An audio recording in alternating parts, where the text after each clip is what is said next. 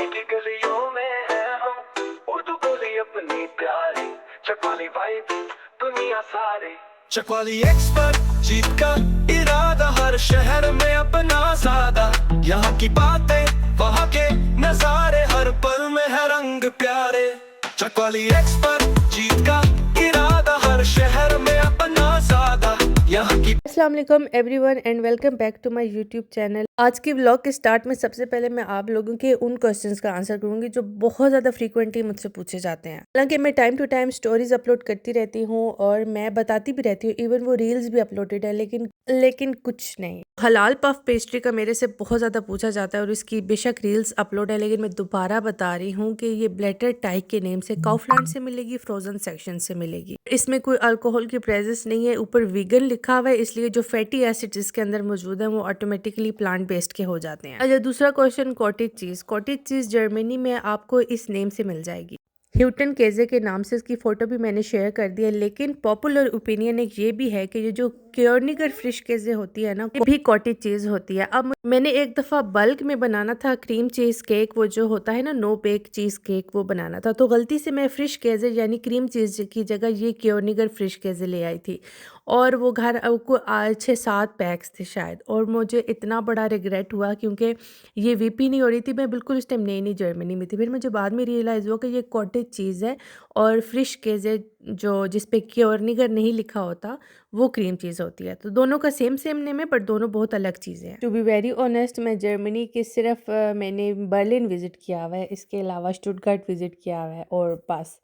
मैं Frankfurt Munich के airports तक गई हुई हूँ, लेकिन वो अभी तक मैंने सिटी एक्सप्लोर नहीं किया, इसलिए I can not really say कि मेरा कौन सा फेवरेट सिटी है। और रेसिपीज़ मैं अपने व्लॉग्स में शेयर करती रहती हूँ। डेजर्ट की भी रेसिपीज़ मैंने काफ़ी दफ़ा शेयर की हुई हैं। अगर आप लोग मेरे यूट्यूब व्लॉग्स देखा करो रेगुलरली, तो थंबनेल या टेक्स्ट जो टाइटल होता है वो उसमें शायद कभी मेंशन नहीं भी होता है, बट अक्सर वीडियोज़ में मैं शेयर करती रहती हूँ रेसिपीज़ अपनी। इंस्टाग्राम पे अपनी स्टोरी डाली थी कि मैं अपने आईब्रोज वैक्स करती हूँ, तो वो मैं इस तरीके से करती हूँ कि बहुत सारे मुझे इस तरह के फिर डीएम्स आए थे कि आप कैसे करती हैं। तो इज़ाना रोज़मंज जो बलिया डीएम है उसकी आप कोल्ड वैक्स स्ट्रिप्स ले लो, ठीक है, और उसको इस तरीके से कट कर लो छोटे छोटे पीसेस बना के।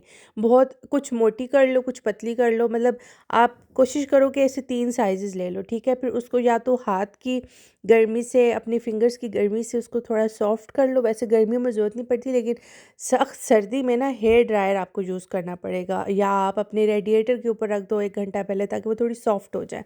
लेकिन आजकल इतनी सर्दी नहीं है तो फिंगर्स की हेल्प से ना वो हो गई थी सॉफ्ट।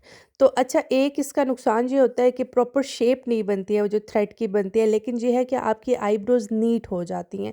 तो शेप मेरी वही होती है जो मैं पाकिस्तान से बनवा के लाती हूँ, और बस मैं उसके ऊपर जैसे अभी मैं कर रही हूँ, ठीक है, इस तरीके से मैं इसको ऑपोजिट डायरेक्शन में रिमूव कर लेती हूँ। और शुरू के 2-3 दफ़ा आप करोगे, आप बहुत घबराओगे कहीं कोई कट ना लग जाए, बट अभी मुझे 5 साल तो हो गए हैं ये करते हुए, तो 2 दफ़ा अभी तक सिर्फ गलत हुआ है। तो मेरे ख़्याल में 5 सालों में आप अगर सैलून से भी थ्रेडिंग कराते हो तो आई एम श्योर कोई 1-2 दफ़ा तो एक्सीडेंट होता ही है।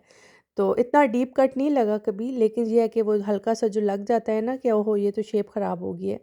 तो इस तरह के सीने, इसलिए बड़े ध्यान से आपने बारीक बारीक रखनी है, और कोशिश करें जैसे अब नीचे आप कर रहे हो ना, तो कोशिश करें कि बहुत शेप के ऊपर ना जाएं। आप बस जहाँ बाल हैं उसको इस तरह स्ट्रेट तरीके से रिमूव कर लें। बाल सारे निकल आते हैं, एक दफ़ा आप करो ना, कोशिश तो हो जाता है। अब देखो मेरे सारे बाल निकल आए, जो अब थोड़े थोड़े 1-2 रह गए ना, वो मैं ट्वीज़र से निकाल लूँगी। क्योंकि वैक्स से मुझे एक चीज़ ये पता चली है कि आपने अगर एक जगह से वैक्स रिमूव कर दिया ना बाल, आपने दोबारा उस जगह पे वैक्स नहीं अप्लाई करनी। 2 रीज़न्स हैं, एक तो या तो आपकी स्किन पे कुछ रैशेस बन जाएंगे और इतना वो इफ़ेक्टिव होगा नहीं। तो उन दोनों रीज़न्स की वजह से बस आपने एक ही गो में जितने बाल निकल आए सो निकल आए, दूसरे गो में उसी जगह पे आपने नहीं करना है। जो आईब्रोज़ के दरमियान की जगह होती है ना, यहाँ पे आपने कोशिश करना है कि वैक्स को अच्छे तरीके से आपने चिपकाना है, क्योंकि अगर आप यहाँ पे थोड़ा-सा आपको ज़ोर रिक्वायर्ड होता है, लेकिन जो तो इस तरीके से जो है मेरी आईब्रोज़ की वैक्स हो जाती है, और जो नौ दूसरे के बाल रह जाते हैं ना, वो मैं ट्वीज़र से निकाल लेती हूँ।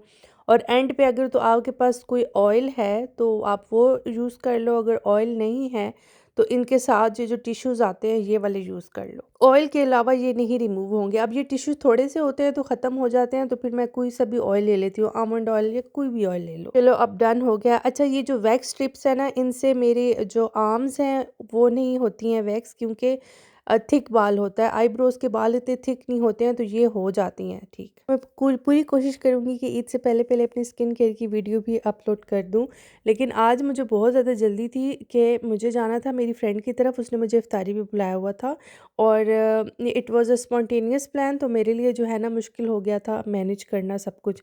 फिर इसलिए मैंने कहा कि चलो स्किन केयर फिर कभी रिकॉर्ड कर लूँगी, अभी मैंने सिर्फ अपने आईब्रोज ही बनाए हैं। और ये कपड़े मेरे लाइमलाइट के हैं, काफ़ी पुराना ड्रेस है ये मेरा, कोई नया नहीं है, लेकिन इसके साथ मैंने ये शॉल मैच की है अपनी। यहाँ पे मैं अपनी नेल पेंट भी रिमूव कर रही हूँ। अच्छा, आप लोगों को पता है कि ये जो कॉटन बड्स होते हैं, हालांकि ये बहुत स्मॉल मनी इशू है, लेकिन ये जो कॉटन पैड्स होते हैं ना, कॉटन बड्स नहीं सॉरी कॉटन पैड्स, ये इज़ाना के बहुत ज़्यादा अच्छे हैं। हालांकि बाकी ब्रांड्स भी हैं और ये मतलब सबके लिए इतना ज़रूरी नहीं है कि ये किस ब्रांड का हो, लेकिन फिर भी आप लोग कभी नोट करना कि जो रोज़मन का इज़ाना ब्रांड है ना, उसके कॉटन पैड्स बहुत अच्छे हैं। यहाँ पे मैं तैयार हो गई हूँ। अच्छा, मुझे मिरर लगाने का बहुत शौक था, मैंने मिरर तो लगाया, लेकिन इस मिरर की के साथ ना लाइटिंग इतनी कोई अच्छी नहीं है, क्योंकि ये डाइनिंग एरिया और यहाँ पे 2700 केल्विन की लाइट है।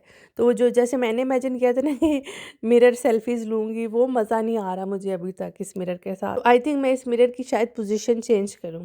यहाँ पे हम लोग अपनी फ्रेंड के पास पहुँच गए हैं और उसने इतना ज़्यादा खाना बनाया हुआ था, मतलब उसकी बेटी है माशाल्लाह से 1 साल की, 1 साल 2 महीने की, लेकिन फिर भी उसने इतना कुछ मैनेज कर लिया था। उसने सब कुछ खुद बनाया था, कुछ भी स्टोर बॉट नहीं था। उसके बर्गर्स बहुत मज़े के होते हैं, तो मैंने तो बर्गर ही खाया था इफ्तारी में ज़्यादा शौक से। और उसके अलावा फिर चाट उसने बहुत मज़े की बनाई थी, समोसे थे, एलोपिनोस थे, चीज़ नगेट्स भी उसने खुद ही बनाए थे, चना चाट थी, फ्रूट चाट थी, आलू के पकोड़े थे, समोसे थे, रोल्स थे। माशाल्लाह माशाल्लाह उसकी ये प्लेट्स मुझे इतनी ज़्यादा पसंद आई थी, मैंने कहा वीडियो रिकॉर्ड कर लेती हूँ और आप लोगों को बताऊँगी। उसने ये लुट से बाय की हैं, और जर्मनी में इतनी खूबसूरत चीज़ अगर कोई मिल जाए तो मज़ा ही आ जाए। और उसने मेन कोर्स में बस बेक्ड पास्ता रखा था और ऊपर ये चिकन के पीसेस थे। हम लोग टोटल 9 लोग थे, बड़े 9 थे, छोटे 7 छोटे थे, मतलब 3 बेबीज़ थे और 4 समझो थोड़े बड़े बेबीज़ जो होते हैं प्री टीन्स, वो थे। ये इसलिए बता रही हूँ कि इतने लोगों के साथ इतना खाना इनफ होता है। यहाँ पे मेन को मतलब इफ्तारी ही लोग शौक से कर लेते हैं, तो वो वाला सिस्टम नहीं है यहाँ पे कि आप इफ्तारी पहले इतनी ज़्यादा बनाओ और फिर उसके बाद मेन कोर्स में भी 3-4 चीज़ें रख लो। 1 या 2 मैक्सिमम इनफ होता है मेन कोर्स। और मीठे में उसने यही डेज़र्ट बनाया है जो मैंने बनाया था अपनी इफ्तारी पे, जो तिरामिसू और उसका कॉम्बिनेशन है 3 मिल्क केक का, बहुत मज़े का बनता है, आप लोग भी ये ट्राई करना। डिटेल्ड वीडियो मैंने अपने इस वाले व्लॉग में अपलोड की हुई है, इसलिए अगर आपने लोगों ने देखनी है तो जाके देख लें। इसी इफ्तारी पे डिस्कशन हो रही थी कि नेक्स्ट डे संडे था और मुझे मंडे को चाहिए था कोई एक कंडेंस मिल्क चाहिए था। तो मुझे मेरे फ्रेंड्स ने बताया कि हमारी सिटी में 24/7 शॉप खुली है और मैं संडे को आई थी चेक करने के लिए, और उन्होंने कहा था यहाँ से मिल जाएगा। बट खैर मैं एंटर हुई, मैंने कहा साथ व्लॉग भी बना लूँ। अब मुझे ये नहीं पता कि ये जर्मनी के सारे सिटीज़ में है या नहीं, लेकिन खैर जब मैं एंटर हुई तो मुझे थोड़ी बहुत चीज़ें नज़र आई हैं, ज़्यादा रेवे की चीज़ें नज़र आई हैं यहाँ पे। या ब्रांड रेवे का है ना, तो ये उसकी चीज़ें मुझे बहुत सारी नज़र आई हैं। और आई वाज सरप्राइज्ड, मतलब मुझे लगा शायद वो जैसे रेवे टू गो पेट्रोल स्टेशन पे होती है ना शॉप, उस किस्म की होगी, लेकिन नहीं, ज़रूरी सामान सारा पड़ा हुआ था, चीज़ की टाइप्स थी और ये 24/7 ओपन होता है। और यहाँ यहाँ पे मुझे कोई बंदा नज़र नहीं आया, मतलब आई थिंक सेल्फ चेकआउट का ही ऑप्शन था यहाँ पे, शायद इसलिए 24/7 है। मतलब आपको आप पार्टी है आपकी संडे को और आप भूल गए हो, आपके पास सॉल्ट नहीं है या कुछ भी ऐसा नहीं है, आप आओ यहाँ पे आप ले लो। But one thing I must say, prices ज़ाहिर है थोड़ी सी एक्सपेंसिव है यहाँ पे, उस तरह की प्राइसेस नहीं है जो आपको नॉर्मल सुपरमार्केट में मिलेंगी। लेकिन आपको यहाँ पे पास्ता, मैदा, सूजी, एग्स, राइस, वटेवर, मतलब यू नेम इट, सब कुछ था यहाँ पे। बेकिंग का भी सामान था यहाँ पे सारा, जो भी आपको मजबूरन या कुछ भी आपको चाहिए हो ना, सब कुछ था। चॉकलेट्स थी, कुकिंग चॉकलेट्स, एनीथिंग। लेकिन हाँ, जिस चीज़ के लिए मैं आई हूँ ना, कंडेंस मिल्क यानी कि इवेपोरेटेड मिल्क, वो मुझे यहाँ पे नहीं मिला है। और मैं जब भी जहाँ भी जाती हूँ ना, मैं हमेशा चेक करती हूँ कि ये जो रेडीमेड केक्स होते हैं ये हलाल हैं ये नहीं है। ये मैंने सारे देखे थे लेकिन सब में अल्कोहल था। फैटी एसिड्स भी थे इनमें। यहाँ पे वेजिटेबल्स भी मुझे नज़र आई थी, फ्रिज एक स्पेशल था, उसके अंदर वेजिटेबल्स भी पड़ी हुई थी। बच्चों की बाकी चीज़ें तो पड़ी हुई थी, लेकिन वो नहीं था, डायपर्स नहीं थे यहाँ पे बच्चों के, और मिल्क और डायपर्स बस मुझे नज़र नहीं आया। लेकिन फिर भी जर्मनी की ये वन ऑफ द थिंग होती है ना, जो कल्चरल शॉक भी लगता है कि संडे को यहाँ पे कुछ ओपन ही नहीं होता। लेकिन उस लिहाज से बड़ी मैं खुश हुई थी कि चलो यार, कभी कभी होता है कोई इमरजेंसी में चीज़ ज़रूरत पड़ जाती है तो बंदा भाग के आके यहाँ से ले सकता है। बेसिक्स वेजिटेबल्स भी यहाँ पे पड़ी हुई थी, और फ्रिज में तो चलो ये चीज़ें थी, लेकिन फ्रिज के बाहर एग्स और ब्रेड और प्याज भी पड़े हुए थे, लहसुन अदरक भी पड़ा हुआ था यहाँ पे। जाते जाते मैंने दोबारा चेक किया कि क्या पता पड़ा हुआ हो इवेपोरेटेड मिल्क, लेकिन नहीं था। लेकिन फिर मुझे दोबारा नज़र आया कि यहाँ पे फ्रेश मिल्क भी पड़ा हुआ था। फ्रेश मिल्क मतलब वही फ्रिज वाला जो मिल्क होता है। शलागज़ाने भी मुझे नज़र आ गई थी, और क्रीम वगैरह, ये जो शमंड होती है, क्रीम फ्रेश होती है, ये चीज़ें भी पड़ी हुई थी फ्रिज में। आप लोग पूछते हो कि पिज़्ज़ा की जो डो होती है वो मैं क्यों नहीं बताती हूँ, क्यों नहीं रिस्पॉन्स करती हूँ उसका। वो इसीलिए क्योंकि मुझे अभी तक ऐसी कोई मिली ही नहीं है जो अल्कोहल फ्री हो। हाँ, वीगन हैं बहुत सारे ऑप्शंस, लेकिन उसमें इथाइल अल्कोहल होता है। अब इसमें मुस्लिम्स डिवाइडेड है, कुछ कहते हैं कि अलाउ है, कुछ कहते हैं नहीं अलाउ। तो जिनके लिए अलाउ है उनके लिए मैं शेयर कर दूँगी सून इंशाल्लाह। कि ये कहते हैं ना कि जब आप हीट कर रहे हो तो जो इथाइल अल्कोहल की प्रेजेंस होती है उसका असर ख़त्म हो जाता है, इसलिए वो आपको कंज्यूम करना हलाल होता है। तो अब मुझे इसमें इतना डीप नॉलेज नहीं है कि क्या ये हर फ़िक्र के लिहाज से ठीक है या नहीं है, तो मेरा इस पे इतना रिसर्च नहीं है। लेकिन मैं खुद अपनी बात करूँ तो मैं अवॉइड करती हूँ कंज्यूम करना। आई होप आप लोगों को आज का व्लॉग अच्छा लगा होगा। इंशाल्लाह मिलते हैं अगले व्लॉग में। अगले व्लॉग में मैं डिस्कस करूँगी कि मैंने अपने फ्रेंड्स कैसे बनाए हैं यहाँ पे, और जो यहाँ की तन्हाई और ये चीज़ें हैं ना, इसको साथ कैसे मैंने सर्वाइव किया है, और कोपिंग मैकेनिज्म क्या था मेरा। तो wait for the next vlog, इंशाल्लाह इस पे डिटेल से हम बात करेंगे। बहुत सारा ख्याल रखिएगा, दुआ में याद रखिएगा। ओके बाय, चाओ। She's like from Rome, oh. She's like from Germany, oh.